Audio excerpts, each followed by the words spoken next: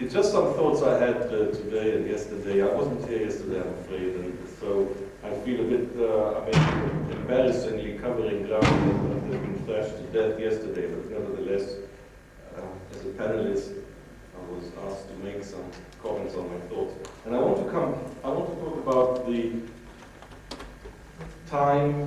characteristic time scales and length scales in friction processes.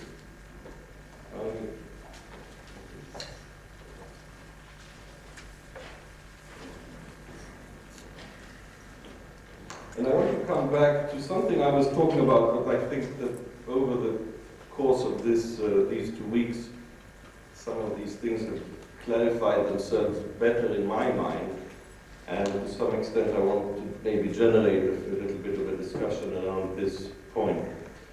Coming back to the idea of trying to relate adhesion to friction.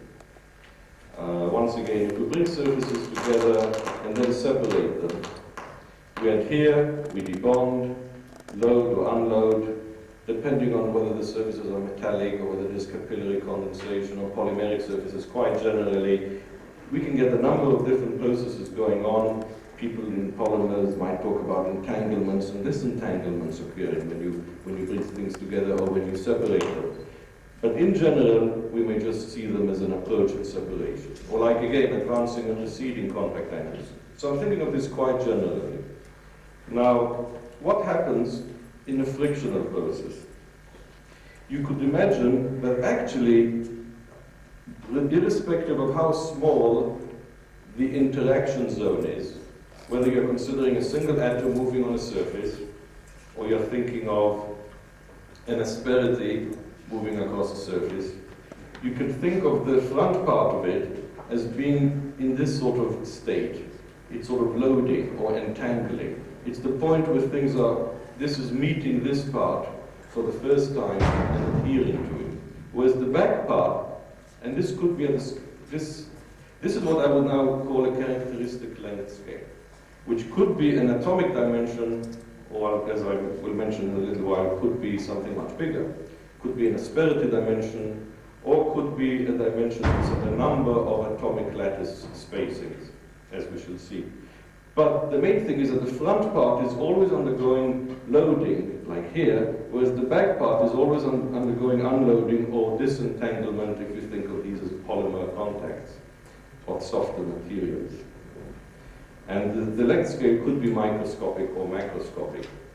Now, as far as the energy dissipation is concerned, it will go in two different ways as a function of time. Basically, the longer the time we allow things to entangle, the greater the energy dissipation. But also, the longer the time we allow them to disentangle, the greater the energy dissipation. So you have things going in two directions, and there's this balance. Let me try to clarify what I'm trying to get at. If we were to plot the energy dissipation, either in terms of a friction coefficient or creation of entropy, it doesn't really matter, as a function of rate, then it should, in general, go up and then down, for any system you care to think of. The reason why it's low down here is because there's always time to be at equilibrium. There's always time to disentangle. It doesn't matter how much the things are going to entangle, it doesn't matter how much the adhesion is. Of course, these rates may be unreasonably slow in some cases, as with metallic contacts, in which case one is relying on creep. On the other hand, with softer materials, polymeric contacts, they may not be that slow, but in that limit I would claim there's always low energy dissipation.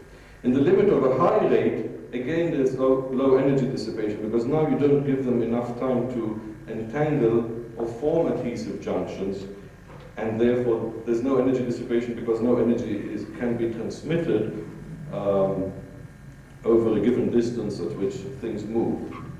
And somewhere in between you're going to have a maximum. You probably even have the region here where you have stick slip. And that rate might be described in terms of some interfacial Weber number or Weisenberg number, which ultimately is a relation between the relaxations of the molecular, or the processes going on, and the rate and the transit time.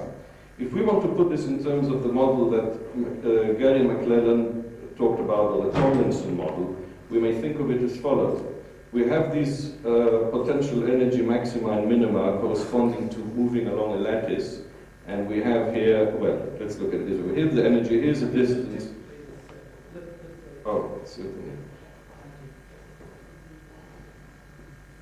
Here we have the energy as a function of distance. We might think of it like that, and it's slightly sloping because we're adding, we're pushing it along, and one could see it as adding a gradient in the energy, or one might see it as a parabola, or this may be just part of the parabola, which is in the Tomlinson model. The important thing is that as a contact point moves down here, what it's going to do is, as it goes down, it will oscillate. This is at finite temperature. It will oscillate up and down here.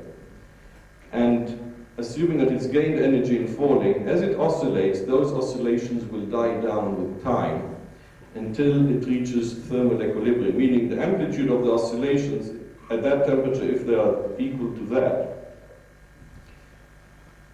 then as it comes down here, if the dissipation is rapid enough that it never reaches up here, then it will just oscillate a few times and then reach once again that value, which might be actually much less. In which case everything is dissipated by going through one molecular or lattice spacing, in which case one would just go from this point to that point.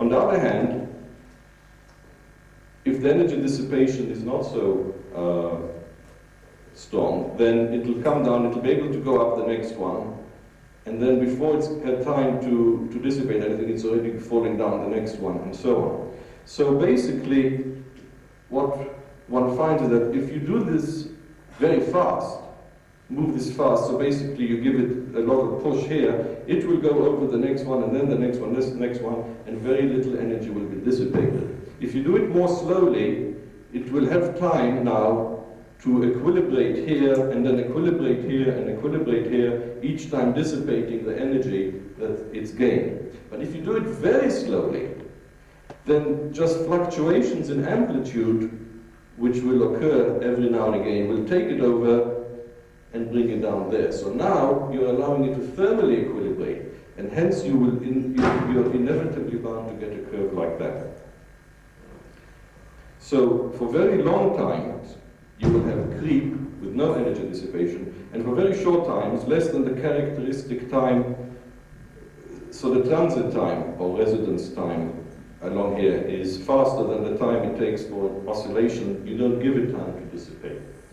And this is probably, or maybe a fundamental way of looking at these processes.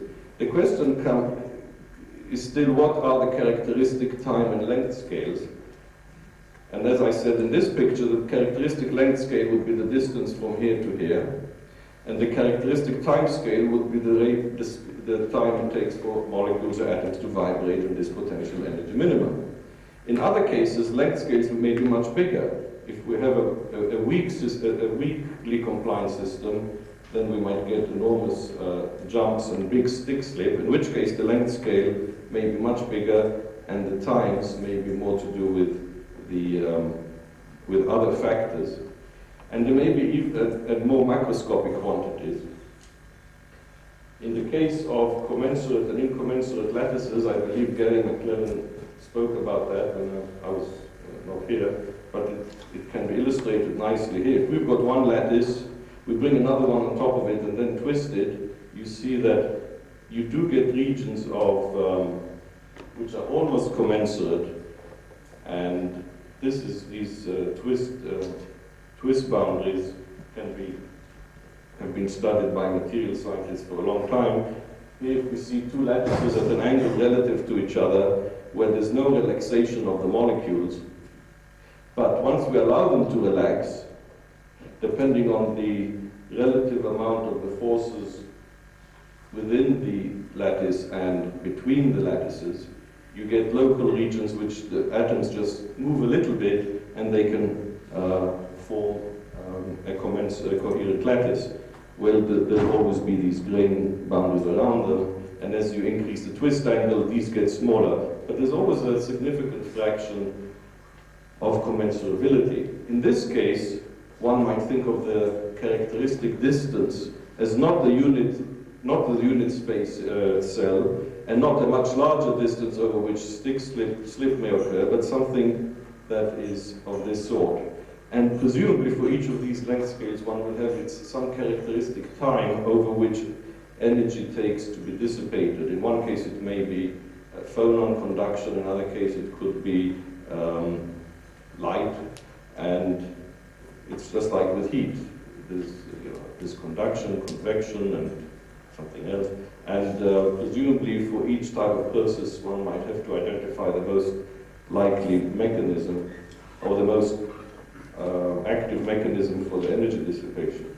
So in a somewhat garbled way, having only had a short time to prepare it, I wanted to either generate some more discussion around the fundamental aspects of energy dissipation in terms of, and the relation between time and length scales involved in these processes.